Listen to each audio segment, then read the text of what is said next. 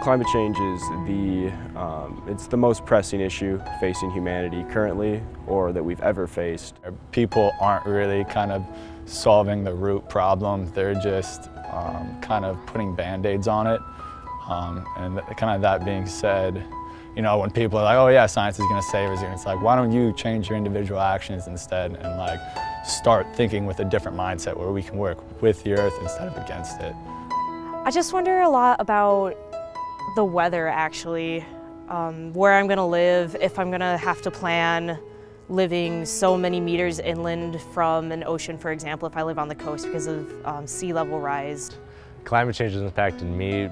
You know, being an outdoorsman, I enjoy going on runs, I enjoy biking, and I enjoy skiing, cross-country skiing, that is. And cross-country skiing has been an issue the last few years, being that in December, November, there's no snow, and then all of a sudden, January, we get hit with a huge whirlwind of snow, but we get such extreme lengths of snow that I'm not able to drive on the roads to get to where I want to ski. So I was director of the Berkey for 8 years. The race itself has had to change. There were 2 cancellations, 2000 and 2017. Okay. There were several years when the race had to be shortened because of poor snow conditions.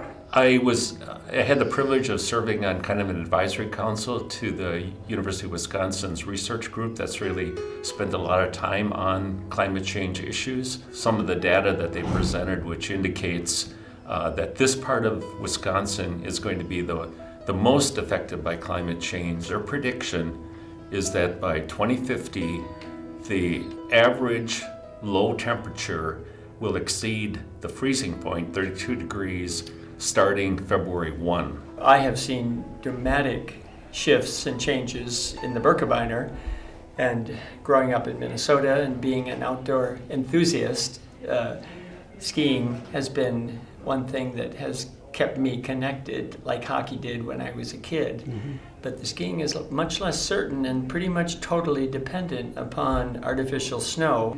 Yeah, and I've done lots of the World Loppets around the world traveling, and it's definitely been a lot of snow hunting. I'd never done the Berkey. I heard it was a great race, and I was like, yeah, planned to do it, entered and everything, and had all my travel plans laid out. And you have to really plan ahead and be ready for these kind of changes and plans if there's not going to be enough snow where you're going. I lived just outside of Eau Claire. We didn't have any snow, and that affected us. We have a program where we teach little kids to ski. We had 140-some little kids signed up to learn how to cross-country ski, and we had to cancel the first 3 or 4 sessions more than any previous year just because the snow was so late in coming.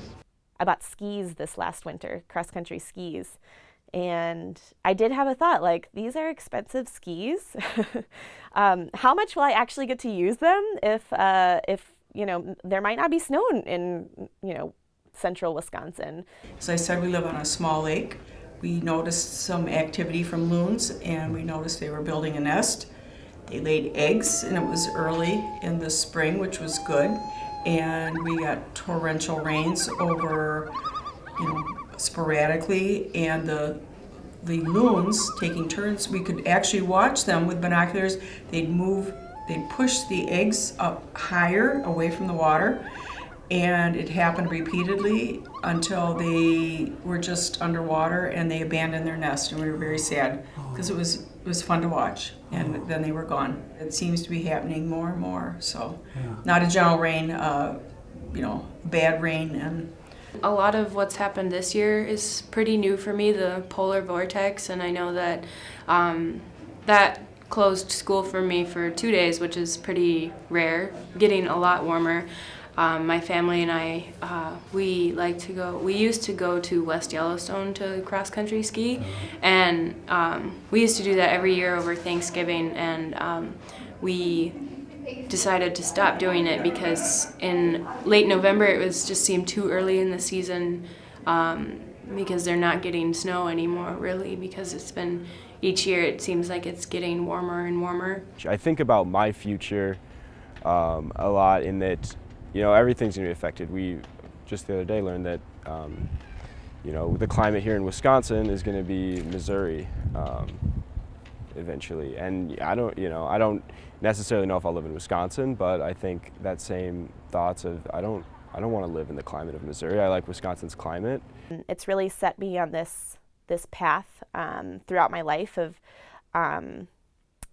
imagining my future and making these assumptions about what it might be, and then kind of flipping back to like, oh, climate change is real, and I can't make those assumptions about what my future is going to be like. When kids look at the future of the planet and hear the reports, it's a dire situation, and it's easy to lose your hope for the future. I think as a young person, my generation's going to see a lot more of the changes start affecting us daily.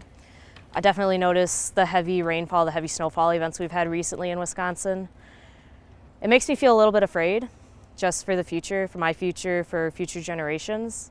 I've definitely considered not having kids because of it. I feel I've seen graphs, I've seen studies where it's going to be hard for us to breathe even with all of the stuff that's getting thrown into the air for CO2 emissions.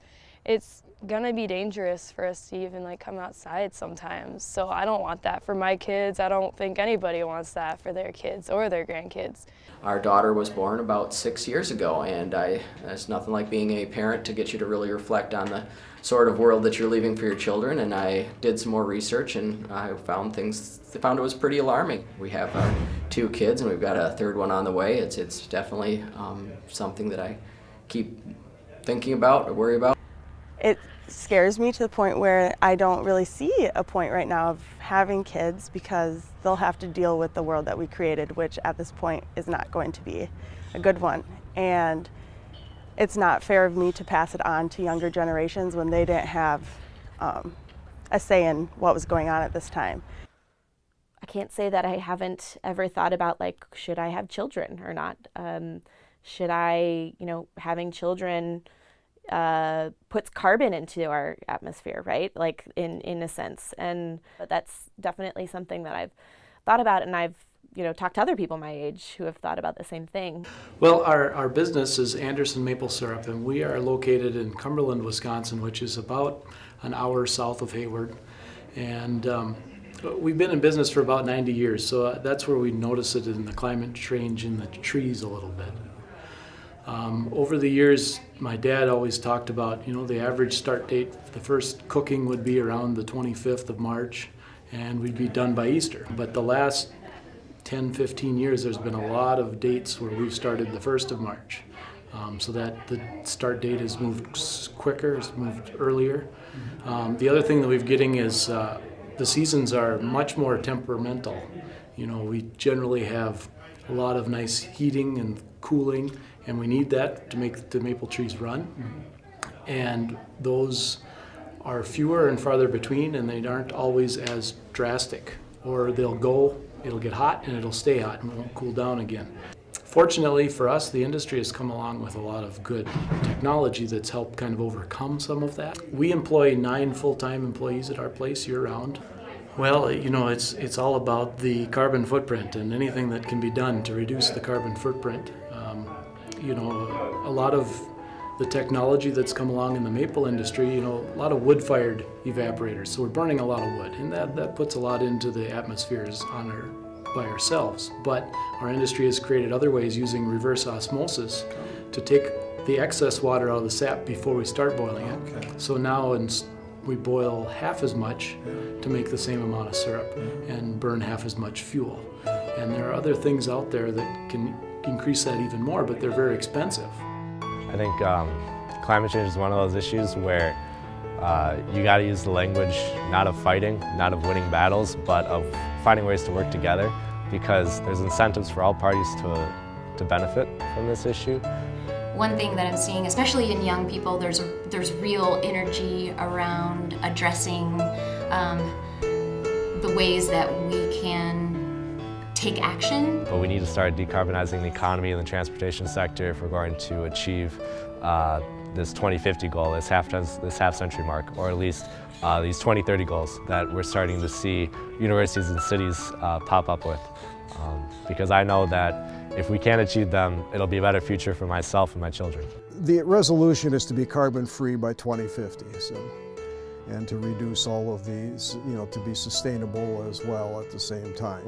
I got involved looking at the sustainability as a result of people from the city council, a couple of city council persons and a city staff person coming to me and saying, because of my background on environmental issues, they thought the county should get involved at the same time as the city was. They had already done the homework on this, and I felt that it certainly was an important thing to do as a county to look at it. I'm Kate Beaton. I serve on the Eau Claire City Council. In 2017, I got word that our country was being pulled from the Paris Climate Agreement, and that's really, I had been concerned about climate change ever since I learned about it since childhood. But that moment was really a breaking moment for me. We are learning that we have 12 years to take action on climate change before it's, some of these effects are irreversible. And to think that our federal government was, in fact, doing less than it already was really concerning for me. So I'm Jeremy Greigert. Live here in Eau Claire and serve on the City Council now. After the Sustainability Advisory Committee did more research, they decided that a commitment of 100% renewable energy and carbon neutrality by the year 2050 was the way of quantifying a commitment comparable and even more aggressive than the Paris Accord. And so I see, what we're doing here in Eau Claire and what other communities are doing on the local level, building energy for a localized climate movement that is adding to the, national and global climate movement. So coming together and just working together, I think is the only path forward. But also excited because I think it's a really wonderful opportunity to see what we can do as the human race, as a group of people working together on the same problem.